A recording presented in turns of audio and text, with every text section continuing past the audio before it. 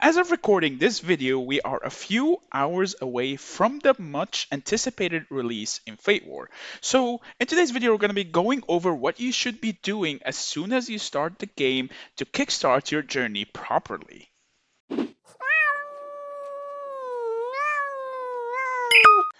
What is up, guys? Meower here, back with a brand new Fate War video.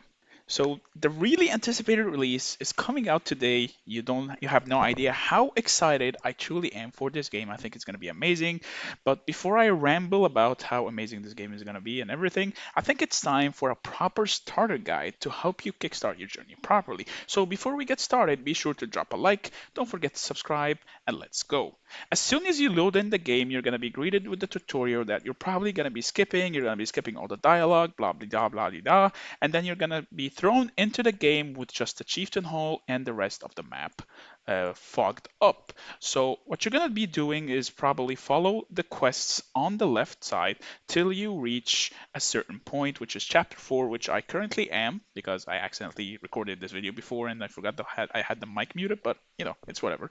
So what we're gonna do is that you want to focus on finishing the chapter missions as fast as possible. And the reason for that is it gives tokens, it gives XP, it gives summoning star glitters that you can use in order to summon more heroes. And then we're going to be skipping everything.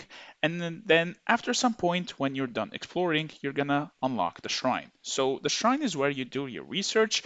And research in this game is different from others because you're gated by knowledge, which we discussed in multitude of previous videos, including the knowledge guide, so I won't go too in depth.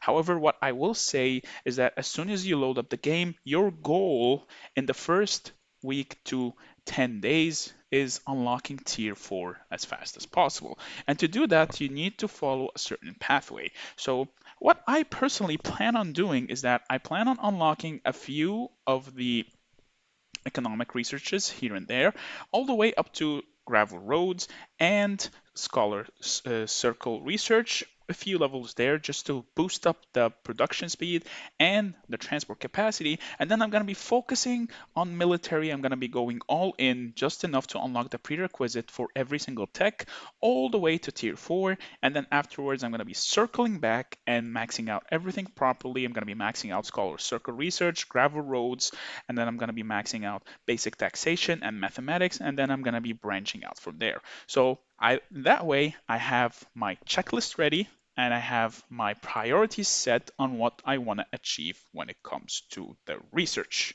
And now to troop training. So in troop training, it's a bit of a special case. I personally will be focusing on training tier 1s. I will not be training any tier 2s at all. And the reason for that is that it's pretty easy to unlock tier 3 within a day or two of playing. So there's really no point in training any tier 2s that will be pretty useless pretty fast. If anything, it would be better on my resources and in terms of time of training to train tier 1s. And the same will probably go for you, especially for the free to plays. I have no plans of being free to play, so I'm just putting yourself in your perspective. It is much better to have tier 1s training until you have tier 3 unlocked, and then I wouldn't recommend you use any speed ups in training tier 3s till you have your tier 4s unlocked. Afterwards, you have your tier 4s unlocked. You want to go all in.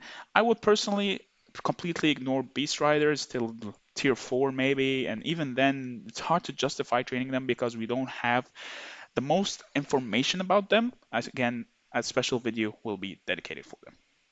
So now that we have the research and the troop training out of the way, there are some other things that we need to discuss.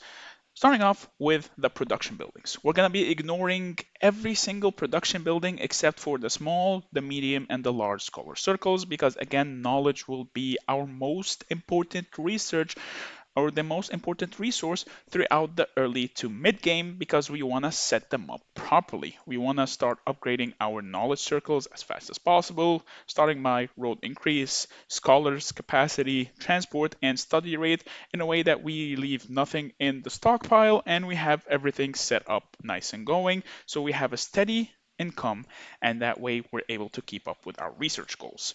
We also want to upgrade our houses as fast as possible so that we can accommodate more peasants. More peasants will give us more coin collection when we are doing our taxes every single day. I would highly recommend you do this at the end of the day, not at the start, so that in case you end up upgrading a level or two in your chieftain house or chieftain hall, you get the maximum value for your tax agreements. Next up, we want to focus on getting every single chapter done as fast as possible so that we can unlock the overworld. Now, the overworld is essentially the map where you go out, you can gather resources, you can hunt black forest, you can hunt black forest in your city as well. Though I would recommend you focus more on the black forest in your city that you unlock after gathering this zone. And the reason for that, which I will be showcasing in a minute, the reason for that is because they scale up in terms of level faster inside your city versus outside. And having them scale up inside your city faster gives you access to better rewards and better XP income when you're focusing on the early game heroes. So I'll be going over the heroes right now. So early game, you're going to have Balder, you're going to have Rex, and you're going to have Elia. The main focus for you will be Balder and Elia because they have the Hunter tag, and later on you will unlock Reynold, which will also have the Hunter tag, and eventually one of the legendary heroes that will have the Hunter tag. Now, the Hunter tag is really important, especially in the early game. You want to get that hero to level 23 as fast as possible because you want to max out this talent as fast as possible. And what this talent helps you achieve is that you get more resources when you're hunting black forest. And in the early game, especially, you're going to be hunting a ton of black forest. So the more you hunt, the more resources you're going to get, the more XP books that you're going to get that you can further invest into other heroes. And within a month or two, you're going to have pretty much every single hero level 60, and you're good to go and you're good to fight already, and you're going to be way ahead of the competition. Other than that, I think that pretty much covers everything. You also need to keep up with your watchtower as fast as possible because you want to scale up the rewards so you can get more event grades. You're going to get more rewards overall, and you're just going to have more stuff to do. The early game is a bit hectic because you find yourself a bit lost, but if you set yourself proper goals and proper foundation, from the get-go, you'll find yourself just cruising through the levels, cruising through your power, and cruising through the game, and just having as much fun as possible. And when you're in the city, you'll find a bunch of these chests as soon as you explore other zones, you unlock other stuff. You'll find it has some of them have coin, lumber, stone, or whatever. I would personally choose lumber in the early game because lumber is pretty hard to get and it's one of the more resource intensive for buildings and such. And for chests like this that give coin, treaties, and iron, I would personally pick treaties so that I could level up my heroes, especially the hunters, to level 23 as fast as possible. So then I could start a snowball effect and start leveling up my heroes as soon as possible.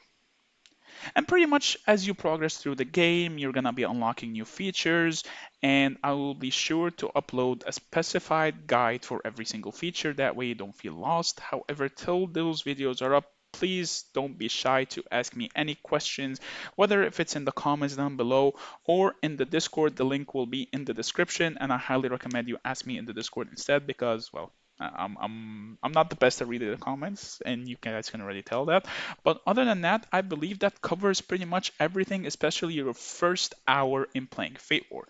So just to recap, finish your chapter quests as fast as possible, set the proper goals for your research, train only tier 1s till you unlock tier 3s, get your hunters up as fast as possible, hit the black force inside your city and keep up with Watchtower quests. Don't be shy to spend your stamina because you can always buy more stamina for gems. There is no limit to it, especially for the 1000 stamina for 500 gems. It is one of the best values if you have spare gems, especially in the early game, because you can get more gems from hunting Black Forge as well as other resources. So in a way, it's paying itself off, especially for big spenders.